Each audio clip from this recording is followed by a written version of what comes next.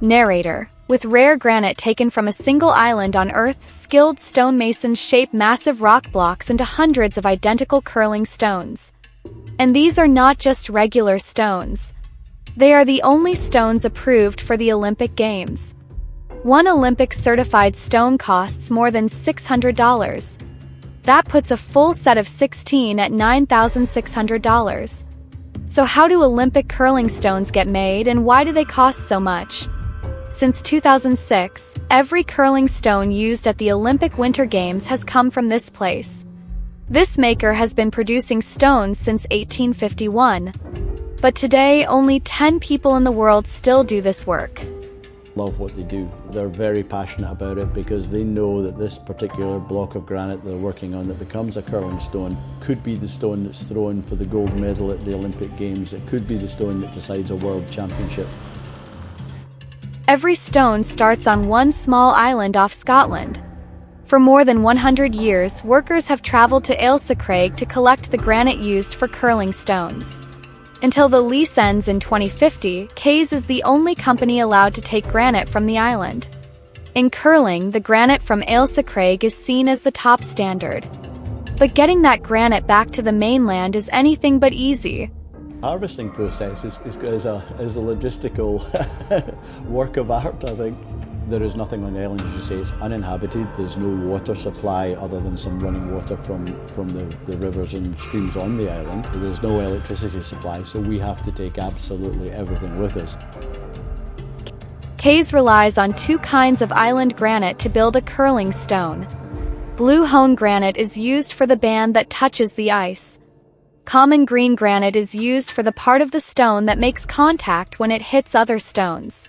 This is Ailsa Craig common green granite, so this makes up the full body of the stone. You can also see this slightly lighter greyer colour granite inside, and this is Ailsa Craig blue hone.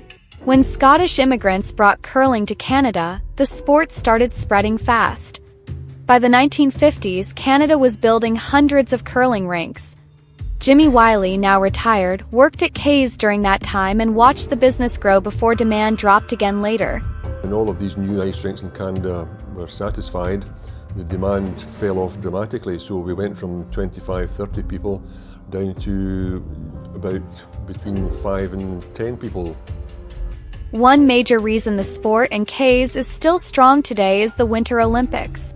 When curling was put back into the Olympics, it was great. It was a momentous moment in terms of curling stone manufacture because it suddenly opened curling up to the world. In 1990, there was only 25 countries in the world that were in any way involved in curling, and now 20 years later, that's almost tripled. By 2022, 67 countries were competing in curling. That rise in global interest has increased demand for stones, and it has also pushed prices higher. We have increased our sales, which is really, really good news. Having said that, we've also increased our costs because we'll have to go back for granite more frequently and to satisfy the demand. In 2000, Kays collected about 1,500 metric tons of common green and around 300 metric tons of blue hone. 13 years later, it needed 2,500 metric tons of common green and 500 metric tons of blue hone. The good news for the sport and for the only supplier of Olympic curling stones is that the granite supply is not the issue. The last harvest in November 2020, we took less than 0.01% of the island. So we're scratching the surface.